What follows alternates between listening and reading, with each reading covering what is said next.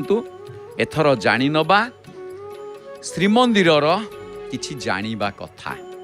ଶ୍ରୀମନ୍ଦିରର ଜାଣିବା କଥା କ'ଣ ନା, ଆଜି ଶ୍ରୀମନ୍ଦିର ଜାଣିବା କଥାରେ ଗୋଟିଏ ଭଲ ଶବ୍ଦ ରହିଛି, ଆଜ୍ଞାମାଳ। ମହାପ୍ରଭୁଙ୍କର ଆଜ୍ଞାମାଳର ରହସ୍ୟ ବହୁ ଉର୍ଦ୍ଧ୍ୱରେ। କାରଣ ଯେତେ ଯାନି ଯାତ୍ରା ବିଗ୍ରହ ପ୍ରତିମା ବିଜେ କରନ୍ତି, ଆଜିର ପ୍ରସଙ୍ଗ ରହିଛି ଆଜ୍ଞାମାଳ କାହାକୁ କୁହାଯାଏ। ଅର୍ଥ କ'ଣ ଏଠି ଆଜ୍ଞାମାଳ?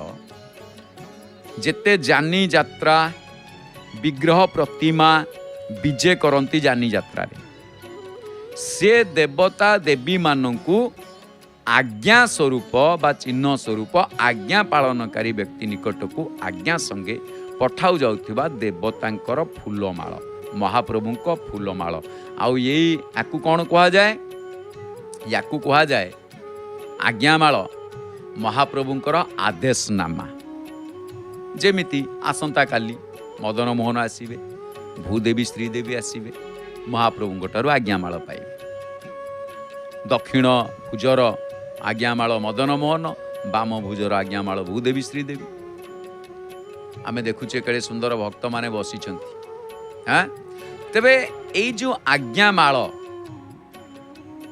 ଶ୍ରୀମନ୍ଦିରରେ ପ୍ରତ୍ୟେକ ନୀତିକାନ୍ତି ଏବଂ ପୂଜା ପାର୍ବଣରେ ପ୍ରଭୁଙ୍କର ଆଜ୍ଞାମାଳ ନ ମିଳିଲେ ପୂଜା କାର୍ଯ୍ୟ ହେଇନଥାଏ।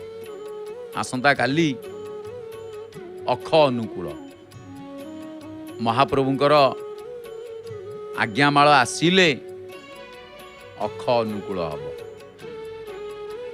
ଅକ୍ଷୟ ତୃତୀୟା ଆଜ୍ଞାମାଳ ଆସିବ। ଇଏ ଆରମ୍ଭ ହେଇଗଲା ଅକ୍ଷୟ ତୃତୀୟା ଆସନ୍ତାକାଲି ଠାରୁ।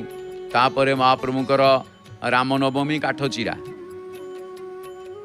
ସବ ମିଲକେ ଯାଇକି ଶ୍ରୀରାମ ଯେମିତି ଆଜ୍ଞାମାଳ ଆସିଥିଲା କାଠ ପୂଜା, କାଠ ଅନୁକୂଳ। କାଠ ଅନୁକୂଳ କେବେ ହେଇଥିଲା ନା ଆମର ଶ୍ରୀପଞ୍ଚମୀ ଦିନ, ସରସ୍ୱତୀ ପୂଜା ଦିନ।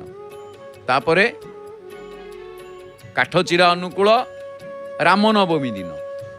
ଆଉ ଏବେ ଆସିଗଲା ଅକ୍ଷୟ ତୃତୀୟା, ଅଖ ଅନୁକୂଳ। ଅକ୍ଷୟ ତୃତୀୟାରେ 3ଟି ଅଖ ଡେରିବେ।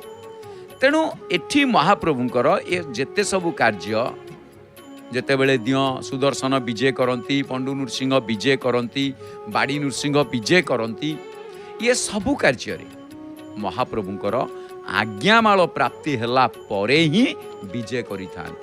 ତେଣୁ ଅନ୍ୟ ଯେତେ ସବୁ ଯାନି ଯାତ୍ରା ବିଭିନ୍ନ ପ୍ରକାର ସ୍ଥାନମାନଙ୍କରୁ ଅନେକ ବ୍ୟକ୍ତିବିଶେଷ ମଧ୍ୟ କିଛି ଅନୁଷ୍ଠାନ ବର୍ଗ ଆସିଥାନ୍ତି ଆମେ ମହାପ୍ରଭୁଙ୍କ ଠାରୁ କିଛି ଆଜ୍ଞାମାଳ ନେବା ପାଇଁ। ସେମାନେ ମଧ୍ୟ ଆଜ୍ଞାମାଳ ନେଇ କାର୍ଯ୍ୟ ଆରମ୍ଭ କରିଥାନ୍ତି। ତେଣୁ ମହାପ୍ରଭୁଙ୍କ ନିର୍ଦ୍ଦେଶନାମା ବା ଆଦେଶନାମା, ଯାହା କୁହାଯାଏ ଚିହ୍ନ ସ୍ୱରୂପ, ଯିଏ ଆଜ୍ଞା ପାଳନକାରୀ ବ୍ୟକ୍ତି ନିକଟକୁ ସଙ୍ଗରେ ପଠାଯାଉଥିବା ଦେବତାଙ୍କ ଫୁଲମାଳ, ମହାପ୍ରଭୁଙ୍କର ଫୁଲମାଳ, ତାକୁ ଆଜ୍ଞାମାଳ ବୋଲି କୁହାଯାଏ। ତେବେ ଆସନ୍ତୁ ଶ୍ରୀମନ୍ଦିର ଜାଣିବା କଥାକୁ ଏଇଠି ଆମେ ସାଙ୍ଗ କରିବା ଏବଂ ଘରେ ବସି ନିଜ ଟିଭି ପରଦାରେ ମହାପ୍ରଭୁ ଶ୍ରୀ ଜଗନ୍ନାଥଙ୍କର ଲାଇଭ୍ ଦର୍ଶନ ସହ ବାଟମଙ୍ଗଳା